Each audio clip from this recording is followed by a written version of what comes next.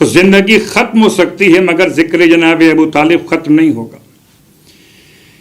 آپ شیخ اس طرح سے کہ قریش کے لوگ آپ کو شیخ کہتے تھے، سید البطحہ، رئیس مکہ، بعزت البلد، اور حضرت ابو طالب علیہ الصلاۃ والسلام کا اسم گرامی عبد مناف، یہ حضرت عمران بیان کیا گیا۔ ابو طالب تو آپ کو طالب کے عنوان سے کہہ کر یاد کیا گیا۔ البتہ ساری خدمات کا خلاصہ کرتے ہوئے آپ کے ایمان کے حوالے سے، آپ کی خدمات کے حوالے سے صرف 2 حوالے آپ کی خدمت میں عرض کروں گا۔ سرکار ختم یہ مرتبت احمد مجتبی محمد مصطفیٰ صلی اللہ علیہ وآلہ وسلم ایک دن حرم میں نماز پڑھ رہے تھے کہ ابو جہل ملعون نے کافروں سے کہا، ہے کوئی تم میں سے جو ان کی نماز خراب کر کر آئے، ان کی نماز میں خلل ڈال کر آئے۔ عبداللہ ابن الزبری اٹھا اور اس نے خون اور گوبر کو لیا اور اللہ کے رسول کے چہرے کی بے ادبی کر دی۔ اللہ کے رسول نماز ختم کرنے کے بعد جناب ابو طالب کے پاس آئے، اپنے بھتیجے کو اس حال میں دیکھا۔ آج بڑے عاشقانے پیغمبر، بڑے محبان رسول خدا اس طرح سے پروانے دکھائی دیتے کہ ناموس سے رسالت پر جان بھی قربان کر رہے ہو، کوئی ابو طالب کی طرح عمل کی منزل پر آگے بڑھنے والا۔ جب کوئی نہ تھا اس وقت ابو طالب پیغمبر کے ساتھ تھے۔ آپ نے اپنے شہزادے کو اس حال میں دیکھا، لے کر آئے مسجد حرام کے اندر، اور جیسے ابو طالب کو دیکھا لوگ اٹھنے لگے۔ ابو طالب نے اپنے تلوار کو نیام سے نکالا ہوا ہے، ارشاد فرمایا کوئی بھی اپنے مقام سے ہلنے نہ پائے ورنہ اس کا سر تن سے اتار دوں گا۔ سب بیٹھ گئے، سارے سرداروں کے سامنے اللہ کے حبیب سے جناب ابو طالب نے پوچھا، بتائیے ان میں سے کس نے آپ کے ساتھ یہ کیا ہے؟ اللہ کے رسول نے نام دیا، عبداللہ ابن الزبری۔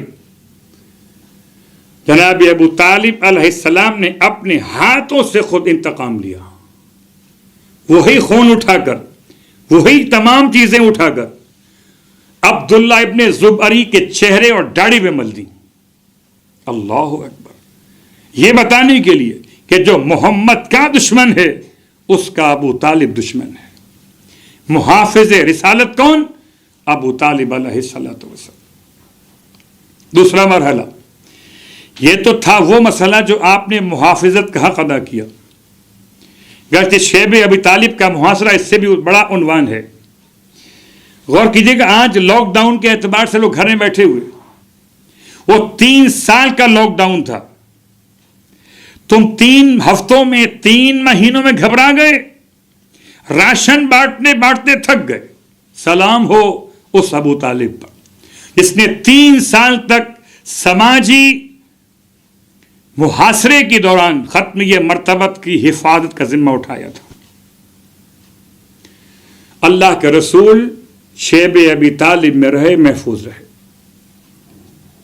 جناب ابو طالب علیہ الصلاۃ والسلام کا دوسرا عنوان، واقعاً آج ہم اور آپ کیا کر سکتے ہیں؟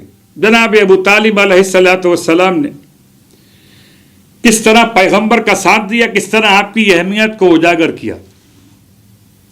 ایک مرتبہ ابھی آپ نے سنا نصرت کا حوالہ، اور ایک شعر سن لیجئے۔ تمام کافروں کو جناب ابو طالب کا کھلا ہوا پیغام تھا۔ آپ نے اپنے بھتیجے سے ارشاد فرمایا، واللہ لن یصلوا الیک بجمعہم حتی اسود فی التراب دفینا۔ قسم ہے اللہ کی، یہ سب کے سب مل کر بھی آپ تک نہیں پہنچ سکتے جب تک کہ مجھے مٹی میں دفن نہ کر دیا جائے۔ فنفذ امرک، بس آپ اپنے امر کو آگے بڑھائیے، فلا علیک مخافہ، آپ پر کوئی خوف نہیں ہے، اور آپ کو بشارت ہو آپ کے رب کی طرف سے کہ آپ کا پیغام اور آپ کے لیے آنکھوں کی ٹھنڈک قرار پائے گا۔ جناب ابو طالب علیہ الصلوۃ والسلام کا کھلا ہوا اعلان، اور ان اشعار کو علماء اہل سنت نے بھی اپنی کتابوں میں لکھا۔ جناب ابو طالب علیہ السلام کا عقیدہ آپ کے اپنے کلام سے، واللہ جو قسم خدا کی کھاتا ہو، جو محبت محمد سے کرتا ہو، اس کو کہتے ہو کہ کافر تھا۔ اللہ اکبر۔ کچھ اس انداز سے تعصب بڑھا کہ جناب ابو طالب علیہ السلام کے کفر میں یہاں تک آگے بڑھ گئے کہ رسول خدا کے والد کو اور والدہ کو دونوں کو کافر کہہ دیا، یہ بتانے کے لیے کہ اگر ان کے والدین کافر ہو سکتے ہیں تو چچا ہو گئے تو کیا ہوا۔ اللہ اکبر۔ اور اس حد تک ہوشیاری دکھائی کہ پیغمبر کو 40 سال کے بعد نبی مانا، کہ اگر 40 سال ابتدا میں نبی مان لیتے بچپن سے تو انہیں ماننا پڑتا کہ ابو طالب نے نبی کو پرورش کیا تھا۔ ختم یہ مرتبت احمد مجتبی محمد مصطفیٰ صلی اللہ علیہ وآلہ وسلم۔ تو اللہ کے رسول کی حمایت اور محبت میں ایک شعر نصرت ابو طالب کے اس ایک اشارے کے ساتھ۔ اب آئیے اگلا مرحلہ۔ جناب ابو طالب علیہ الصلوۃ والسلام کا زمانہ ہے اور مکے میں قحط پڑ گیا۔ مکے کے رہنے والے جناب ابو طالب کے پاس پہنچے اور پہنچنے کے بعد کہتے ہیں کہ اے سردار مکہ، قحط پڑ گیا، اب آپ اللہ کی بارگاہ میں آپ وسیلہ بن کے دعا مانگیے کہ اللہ بارش برسا دے۔ غور کیجیے گا، سرداری ہے، لوگ آ گئے پاس میں تو یہ خود دعا مانگ لیتے، اور خود دعا مانگتے تو قبول ہوتی کہ نہیں ہوتی۔ اگر عبد المطلب کی دعا قبول ہو سکتی ہے تو ابو طالب کی دعا بھی قبول ہو سکتی ہے، لیکن اگر خود دعا مانگ لیتے قبول ہو جاتی، مگر زمانے کو دکھایا کہ وسیلہ مصطفیٰ کی ذات ہے۔ آپ گھر گئے، گھر سے عبداللہ کے یتیم کو لیا، گوہر آبدار کو لیا، اور خانہ کعبہ کے صحن میں پہنچے۔ اپنے شہزادے کو دونوں ہاتھوں سے اٹھا کر کعبے کی دیوار کے ساتھ مس کر دیا۔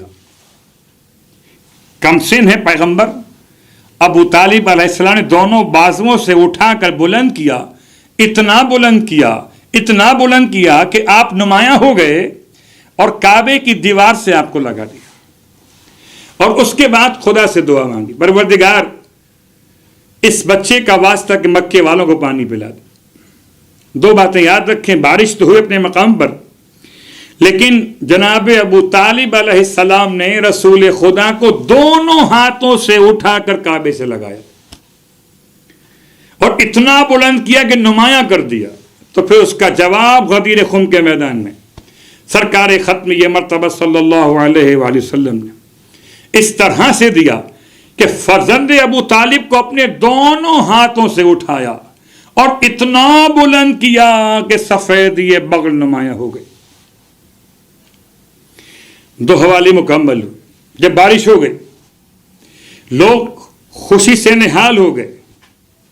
اب ایک طریقہ ہے، آپ وسیلہ اختیار کر کے دعا مانگتے ہیں، آپ کی مراد پوری ہو جاتی ہے، اور جب مراد پوری ہو جائے تو آپ نے کیا کرنا ہے؟ آیا آپ نے خاموش بیٹھ جانا ہے یا آپ نے وسیلے کا شکریہ ادا کرنا ہے؟ اس اعتبار سے جناب ابو طالب علیہ السلام نے اسی وقت برجستہ کچھ اشعار کہے وسیلے کی تعریف کرتے ہوئے۔ وَأَبْيَضُّ يُسْتَسْقَى الْغَمَامُ لِوَجْهِهِ سِمَالُ الْيَتَامَى وَإِسْمَةٌ لِلْأَرَامِلِ۔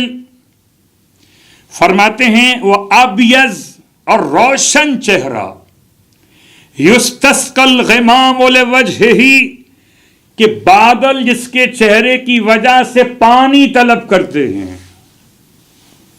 یہ کون ہے؟ سمال الیتاما، یتیموں کا ملجا، وعصمۃ للارامل، بیواؤں کی پناہ گاہ۔ ذرا پوچھئے اہل تاریخ سے، ابو طالب علیہ السلام اس بچے کے لیے جو دو جملے استعمال کر رہے تھے، ثمال الیتاما عصمۃ للارامل۔ ابھی تو یہ خود شہزادے ہیں، خود بچے ہیں، یہ آگے بڑے ہو کر کیا بنیں گے، کس طرح کام آئیں گے؟ یوں کہہ لیجئے کہ ابو طالب علم غیب کی بنیاد پر ایک بات کر رہے تھے، یا ابو طالب کی ایمان مقدس آنکھیں ختمیہ مرتبت کے زمان نبوت کو دیکھ رہی تھی۔ اللہ اکبر۔ اب یہ تو یہ خود یتیم ہیں، ابھی تو یہ خود تلاش کرتے ہیں محافظ کو۔ اللہ اکبر۔ لیکن عصمۃ للارامل، جناب ابو طالب علیہ السلام سے اظہار محبت۔ جب مدینہ منور میں ایک مرتبہ بارش نہیں ہوئی اور لوگ جمع ہو کر مدینہ منورہ کے آپ کی خدمت میں، یا رسول اللہ بارش نہیں ہو رہی، اللہ کے رسول بارش کے لیے دعا کرنا ہے۔ آپ نے دستے دعا بلند کیے، بادل اٹھے، بارش ہو گئی۔ آپ فرماتے ہیں ہے کوئی جو مجھے میرے چچا کے اشعار سنا دے؟ وَأَبْيَضُّ يُسْتَسْقَى الْغَمَامُ لِوَجْهِهِ۔ اللہ اکبر۔ یہ آپ نے واقعہ بہت بار سنا، اس کی تکمیل سن لیجیے۔ اللہ کے رسول نے جب اس بات کا اظہار فرمایا تو پورے مجمع میں کوئی نہ تھا جسے ابو طالب کا اشعار یاد ہو۔ حضرت امیر المومنین علی ابن ابی طالب علیہ السلام کھڑے ہوئے اور آپ نے اللہ کے رسول کی خدمت میں اپنے بابا کے اشعار پڑھنے شروع کیے، اور اسی منظر کو دیکھ کر نہج البلاغہ کی شرح لکھنے والے اہل سنت کے عالم علامہ ابن ابی الحدید المعتزلی نے دونوں باپ بیٹوں کی تعریف کی، اس طرح تعریف کی کہ ایک مکے میں محافظ بنا، ایک مدینے میں محافظ بنا، کہ لولا ابو طالب و ابنہ لما قام الدین شخصا فقاما، یا لما مسل الدین شخصا فقاما۔ اگر ابو طالب اور ان کے بیٹے نہ ہوتے تو دین اس طرح سے حالت قیام میں دکھائی نہ دیتا۔ ایک نے مکے میں ساتھ دیا اور ایک نے مدینہ منورہ میں ساتھ دیا۔ سرکار اتنی محبت 50 سال کا ساتھ ہے۔ حضرت ابو طالب علیہ السلام کا ساتھ رسول خدا کے لیے 50 سال کا ساتھ ہے، اور 50 سال ایسے گزارے ابو طالب علیہ السلام کہ اللہ کے رسول نے جناب ابو طالب علیہ السلام کے انتقال کے سال کو غم کا سال قرار دیا۔ آئیے آپ کی خدمت میں بس ایک جملہ اور بیان کر دوں۔ جناب عبد المطلب علیہ السلام کے بعد رفادت، خدا کے گھر کے مہمانوں کی ضیافت آپ کی ذمہ داری تھی۔ رفادت ایک منصب ہے، سقایت دوسرا منصب ہے۔ حاجیوں کو پانی پلانے کی ذمہ داری جناب ابو طالب علیہ السلام کی تھی، اور مکے کے سردار تھے، معاملات کو سنبھالنے والے تھے۔